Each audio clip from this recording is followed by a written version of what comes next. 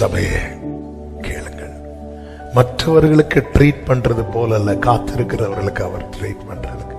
உங்களை ரொம்ப வருஷம் காத்திருக்க வைக்கிறாருன்னா அவர் இன்னும் வெயிட்டா தர போறார். அந்த அப்பம் புசித்தவர்களிடத்துல நீங்கள் என்னிடத்துல அன்பா இருக்கிறீர்களான்னு கேட்கல, இந்த அப்பம் புசித்தவர்களிடத்துல கர்த்தர் கேட்கிறார், அன்பா இருக்கிறியா? காத்திருக்கிற சகோதரா சகோதரி, கர்த்தர் ஆயத்தம் பண்ணினது தருவார். அவர் உண்மை உள்ளவர், அவருடைய உண்மை அது செய்யும். ஆனால் கர்த்தர் நம்ம இடத்துல எதிர்பார்க்கிறது ஒன்னே ஒண்ணுதான், do you love me? என்ன உனக்கு பிடிக்குமான்னு கேட்கிறார். ரொம்ப பிடிக்கும் ஆண்டவரே, உங்களை தான்ப்பா எனக்கு பிடிக்கும்.